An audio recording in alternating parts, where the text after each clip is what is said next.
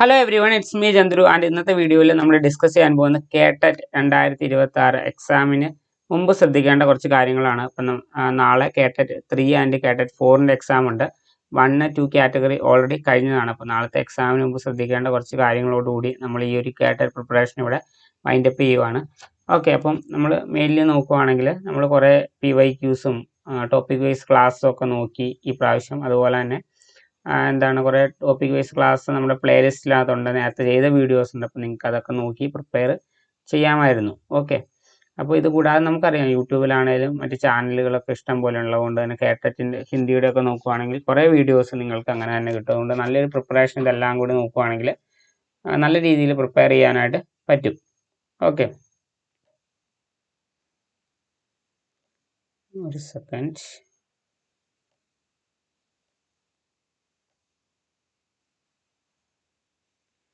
Okay, അപ്പോൾ നാളത്തെ എക്സാമിന് മുമ്പ് നമ്മൾ ശ്രദ്ധിക്കേണ്ട കുറച്ച് കാര്യങ്ങളെക്കുറിച്ചാണ് ഇതിനകത്ത് ഇൻക്ലൂഡ് ചെയ്തിരിക്കുന്നത്. കേട്ടറ്റ് പ്രീവിയസ് ഇയർ ക്വസ്റ്റ്യൻ്റെ ഡിസ്കഷൻ നമ്മൾ കുറേ വീഡിയോസ് ഈ ഒരു ടൈമിൽ നമ്മൾ അപ്ലോഡ് ചെയ്തിട്ടുണ്ട്, ഇന്നും ചെയ്തിട്ടുണ്ടായിരുന്നു. അപ്പോൾ അതൊക്കെ നോക്കുക, ഇനിയും ടൈമുണ്ട്. പിന്നെ ഇനി നാളത്തെ എക്സാമിനെ കുറിച്ച് പറയുകയാണെങ്കിൽ ഇപ്പോൾ 1 and 2 കാറ്റഗറി ഓൾറെഡി കഴിഞ്ഞു. പിന്നെ ഈ വരാനുള്ള 3ഉം 4ആണ്. അപ്പോൾ അതായത് ഹിന്ദി എഴുതുന്നവരെ സംബന്ധിച്ച് നാളെയാണ് 2 എക്സാംസും. കാറ്റഗറി 3 ആണെങ്കിലും കാറ്റഗറി 4 ആണെങ്കിലും നാളെ തന്നെയാണ് നടക്കുന്നത്. അപ്പം ഈ ഒരു ടൈമിൽ ഫസ്റ്റ് ഓഫ് ഓൾ നിങ്ങൾ എക്സാം സെൻറ്റർ കറക്റ്റായിട്ട് ഐഡൻറ്റിഫൈ ചെയ്യുക. ഇതുവരെ ചെയ്തില്ലെങ്കിൽ കറക്റ്റായിട്ട് നിങ്ങൾ ഐഡൻറ്റിഫൈ ചെയ്യുക, എവിടെയാണെന്ന് കറക്റ്റായിട്ട് നോക്കുക. ഓക്കെ, നെറ്റിൽ നോക്കാം, അല്ലെങ്കിൽ അറിയാവുന്ന കോൺടാക്ട്സ് വെച്ചൊക്കെ അത് കറക്റ്റായിട്ട് ഐഡൻറ്റിഫൈ ചെയ്യുക.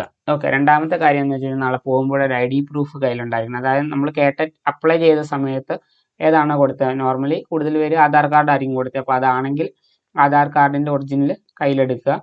അതുപോലെ തന്നെ ഹോൾ ടിക്കറ്റിൻ്റെ കോപ്പി, കളറോ ബ്ലാക്ക് ആൻഡ് വൈറ്റോ ആവാം, പിന്നെ കളറാണ് കുറച്ചുകൂടി നല്ലത്. ഓക്കെ, പിന്നെ അത് കൂടാതെ തന്നെ 2 പേന കയ്യിലുണ്ടാവണം. അതിൻ്റെ ഏറ്റവും വലിയ സംഭവം എന്ന് വെച്ചാൽ 2 പേനയും 2 കളർ ആവരുത്, സെയിം കളറിലുള്ള പേന ആയിരിക്കണം. ഓക്കെ, ഇനി ഇത്രയും സംഭവങ്ങളൊക്കെ ആയിട്ട് എക്സാമിന് പോയതിന് ശേഷം പിന്നെ നമ്മൾ എക്സാം അറ്റൻഡ് ചെയ്യുമ്പോൾ ശ്രദ്ധിക്കേണ്ട കാര്യങ്ങളാണ്. ഞാൻ ബേസിക് ആയിട്ടുള്ള കാര്യങ്ങൾ മാത്രമേ പറയുന്നുള്ളൂ.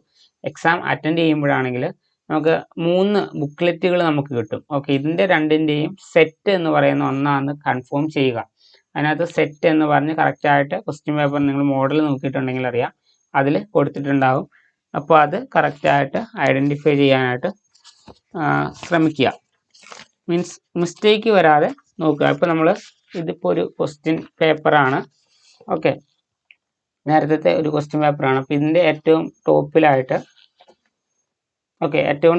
നിങ്ങൾ A എന്ന് കാണുന്നുണ്ടല്ലോ, സെറ്റ് A എന്നാണ്. അതായത് ഇത് സെറ്റ് Aയിലെ ക്വസ്റ്റ്യൻ പേപ്പറാണ്. ഇനി അതുപോലെ തന്നെ ഇപ്പം ഇത് ഏതായിരുന്നു നോക്കട്ടെ, ഇത് പാർട്ട് 2 ആയിരുന്നു. അതായത് കാറ്റഗറി 3യുടെ പാർട്ട് 2 ആണ്, അതിൻ്റെ ക്വസ്റ്റ്യൻ പേപ്പറാണ്. അതുപോലെ നമുക്ക് 3 സെറ്റ്, ഇതിപ്പോൾ ഞാൻ ഒരു വർഷത്തെ ഫുള്ള് പിൻ ചെയ്ത് വെച്ചിരിക്കുന്നതാണ്. അതുപോലെ എക്സാമിൻ്റെ ഫുള്ളുണ്ട്, സൈക്കോളജിയും പിന്നെ ലാംഗ്വേജും അതുപോലെ നമ്മുടെ മെയിൻ പേപ്പർ ഹിന്ദി.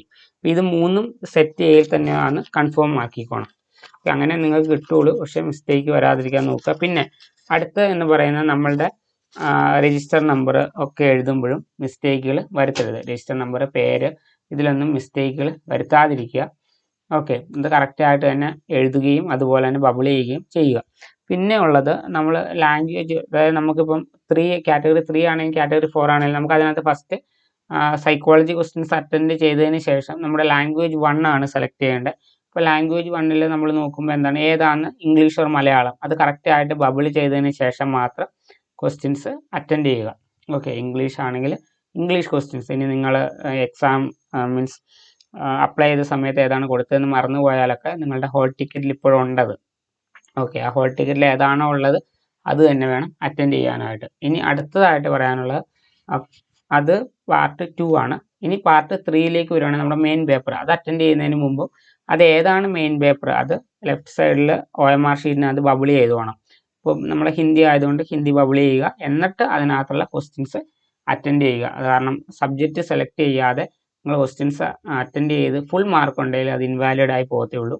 ഇനി അതുപോലെ തന്നെ നിങ്ങളിപ്പം സെലക്ട് ചെയ്യുന്ന ഇപ്പം കാറ്റഗറി 3 കാറ്റഗറി 4നകത്ത് ആ പാർട്ട് 2ൽ മാത്രമേ ഒരു കൺഫ്യൂഷൻ വരുള്ളൂ, മലയാളം ഇംഗ്ലീഷ് എന്നുള്ളത്. ഓക്കെ, അത് നിങ്ങൾ കറക്റ്റായിട്ട് തന്നെ ചെയ്തോണം. ഓക്കെ, അത് മാറിപ്പോയാലും സംഭവം ഇൻവാലിഡ് ആയി പോകും. ഓക്കെ, അപ്പം ഈ ഇത്രയും കാര്യങ്ങൾ ശ്രദ്ധിക്കുക. പിന്നെ ഉള്ളത് ഇൻവിജിലേറ്ററിൻ്റെ സൈൻ വാങ്ങുക എന്നുള്ളതാണ് ഹോൾ ടിക്കറ്റിൽ. അത് മറക്കാതെ വാങ്ങിക്കോണം. അത് സാധാരണ കിട്ടാറുണ്ട്. ഇൻ കേസ് ഞാൻ പറഞ്ഞു എന്ന് മാത്രമേ ഉള്ളൂ. ഇൻവിജിലേറ്റേഴ്സ് സൈൻ ചെയ്ത് തരാറുണ്ട്. അപ്പോൾ ആ കാര്യം ശ്രദ്ധിക്കുക. കാരണം ഇനി നമുക്ക് കേട്ടറ്റ് ഒഫീഷ്യൽ ആയിട്ട് അതിൻ്റെ റിസൾട്ട് വന്നതിന് ശേഷമൊക്കെ നമുക്കിത് ഒത്തിരി, അതായത് സർട്ടിഫിക്കറ്റ് കിട്ടുന്നത് വരെ നമുക്ക് അഡ്മിറ്റ് കാർഡ് ആവശ്യമുണ്ട്.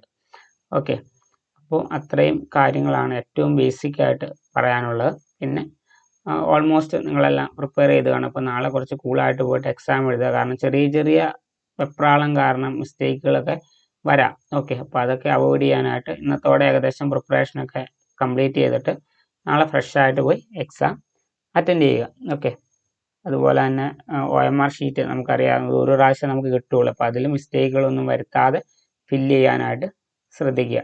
ഓക്കെ, ഇത്രയൊക്കെ പോയിന്റ്സ് ആണ് പറയാൻ ഉദ്ദേശിച്ചിരുന്നത്. അപ്പോൾ നമ്മൾ കുറേയൊക്കെ വീഡിയോസൊക്കെ ചെയ്തിട്ടുണ്ട്. ബാക്കി എക്സാം കഴിഞ്ഞ് പറയാം. So guys, see you in the next. തബ് തക് के लिए ओके बाय.